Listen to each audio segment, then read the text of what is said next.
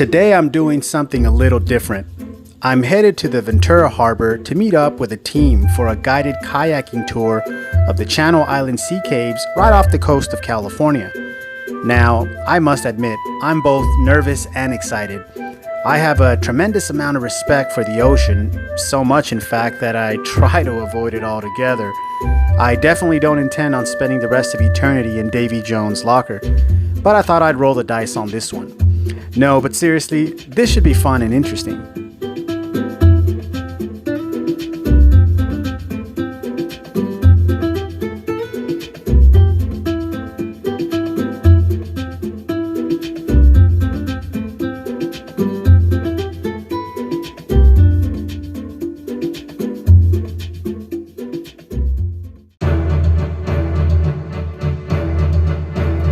I do a quick gear check and make sure I've got all I need for the day's adventure.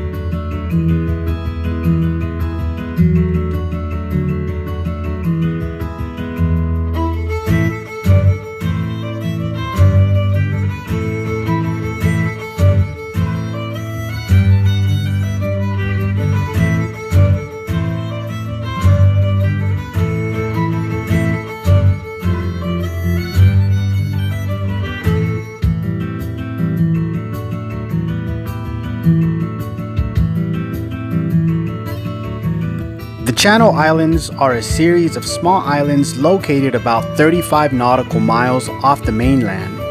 Unless you have your own boat, the only way to go there is to take a ferry that travels there daily. This is the information center and check-in area for those traveling to the island for day trips or other activities.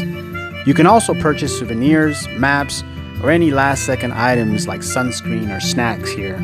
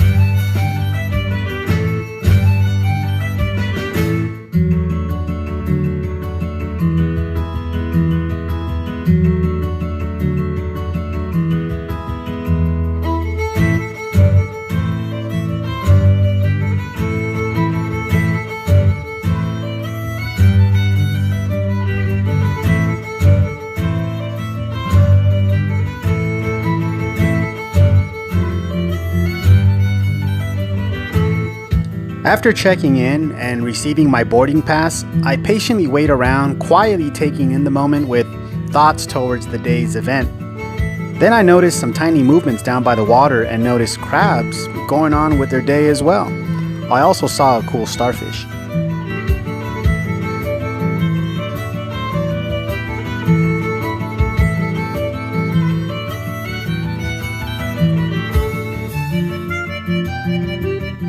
I wanted to be the absolute first one to board the vessel, but initially I was standing in the wrong line before I realized, then moved to the correct one. So as it turned out, I was the third one aboard, which wasn't so bad, I guess. Even though the distance is only 35 miles, boats obviously don't move as fast as automobiles, so you can expect this ride to last anywhere from 1 hour to an hour and a half depending on conditions. I wanted to ensure I had a seat with a great view.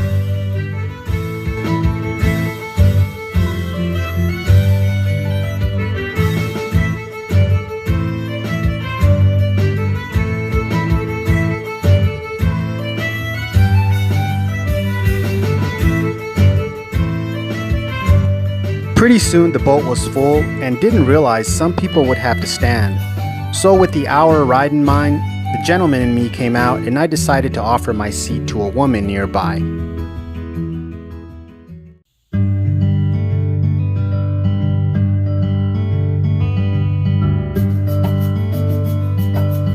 This turned out to be a good bargain though, because I was able to ride up at the front of the ship like a boss, right alongside the captain, literally. Plus, as an added bonus, the ocean breeze gave me a pretty rad looking hairdo.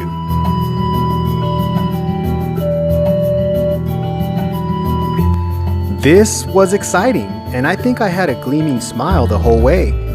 The constant crashing into waves and up and down movement made it feel a lot like a ride, and I kept imagining I was on a dirt bike as we went over waves. Since this was a hands-on rail situation, there was no room to do my best King of the World impression. That's a Titanic reference for those of you too young to know what I'm talking about. And yes, if you're anywhere near my age, Titanic is that old now. So a couple of interesting facts about the Santa Barbara Channel. Most of this area is actually pretty shallow, or at least by ocean standards. The average depth here is roughly 60 to 80 feet.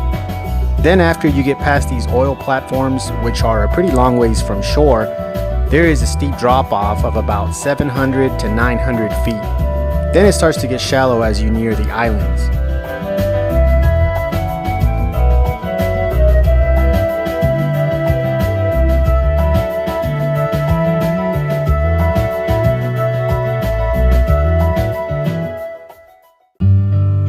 We finally arrive, and I can't wait to go ashore and begin exploring. My adventure continues in Santa Cruz Island, but not everyone aboard is getting off here. Some are headed to different areas. The Channel Islands became a national park in 1980, and there are a total of 8 islands here.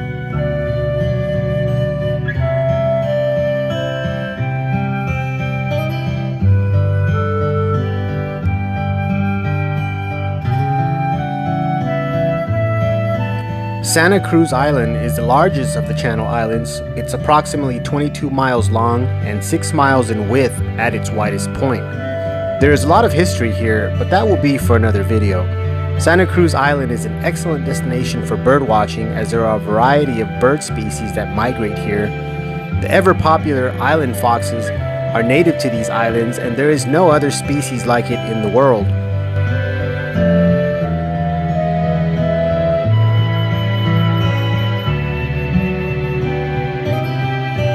After we meet up with our guides for the day, we receive our safety briefing and go over a few things. They also provide gear like helmets and personal flotation device, as well as optional gear like wetsuits and paddling jackets, which I was more than happy to wear. The water was about 50 degrees and I was getting worried that the weather would be cold. This alleviated the whole situation and made the experience perfectly comfortable.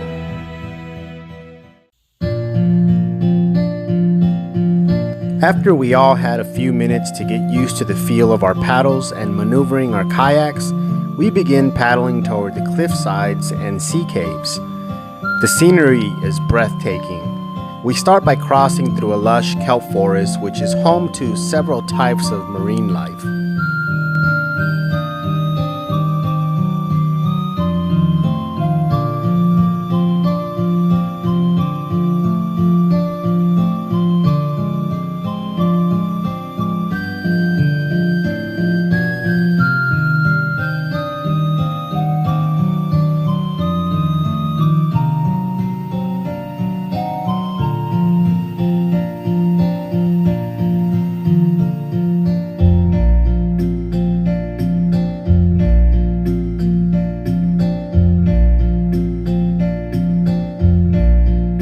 We arrive at our first cave.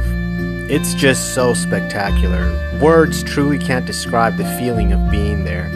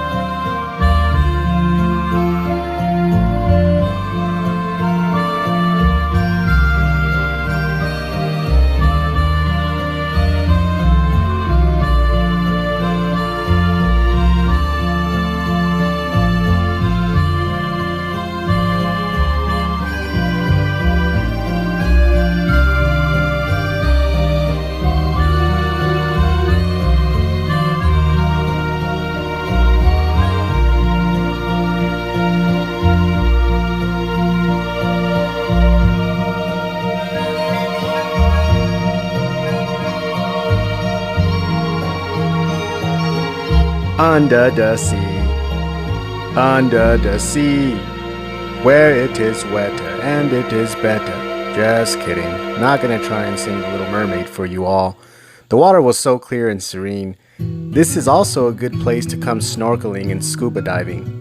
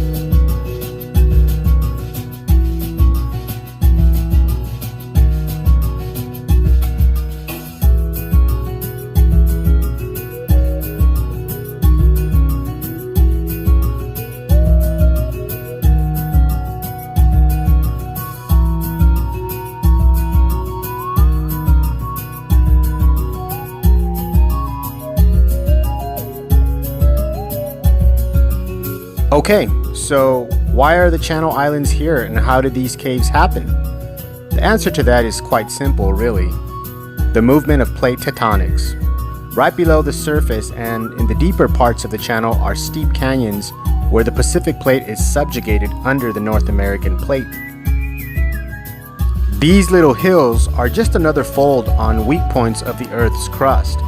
Over the course of many millions of years, this bit of land arose above sea level, but at one point it was ocean bottom.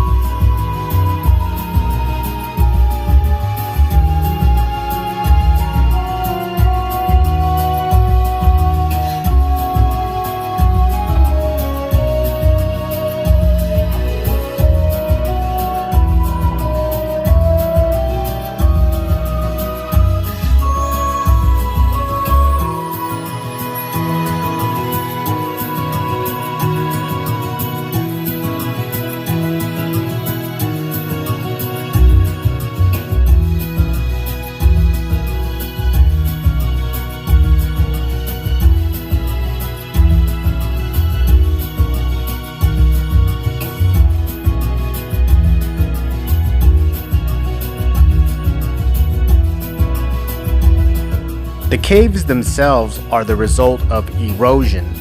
As steep rocky cliffsides continued rising above sea level, the constant pounding of waves and wind helped create these wonderful caverns.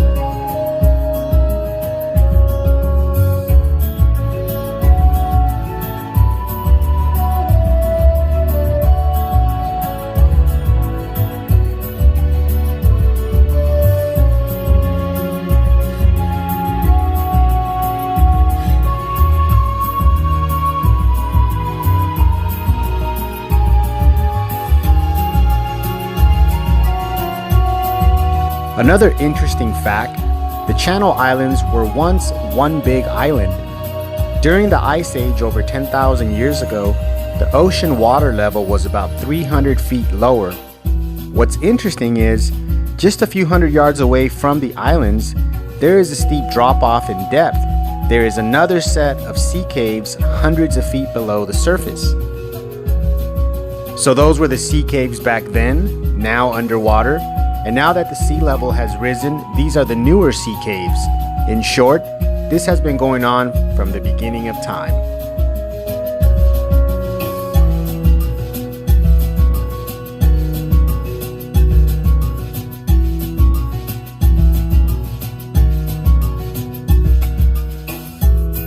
Here we come across a bunch of different bird species nesting. Wish the camera would have caught it better.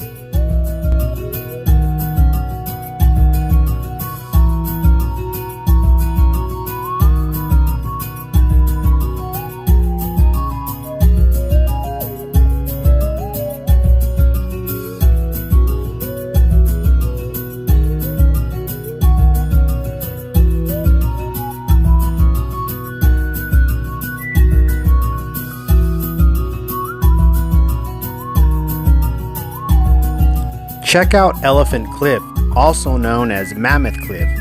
Do you see it? The shape of the cliff sort of resembles the look of a mammoth with its trunk and legs, which makes for a good historical footnote because mammoths lived on this island. It is believed they were able to swim here during the last ice age when the channel was shorter. It's almost as if the island is keeping a historical impression etched in its own geology.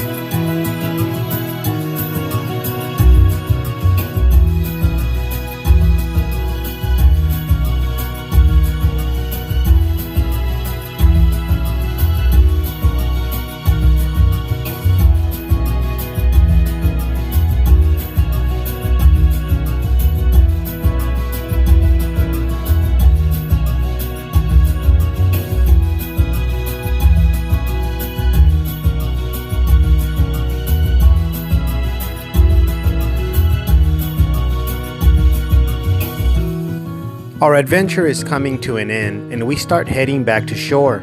I return my gear, get dressed, and take the ferry back to the harbor. What a wonderful experience. I hope to come back again.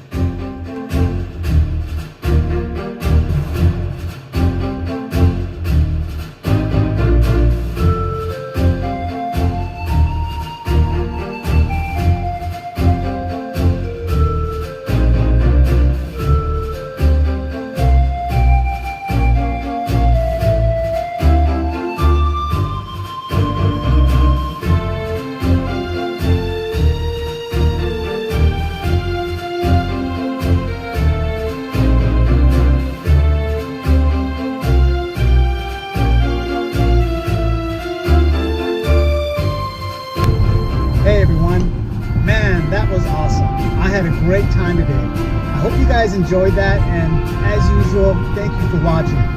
Now I'm just gonna enjoy the ride home, and we'll see you next time. Bye-bye.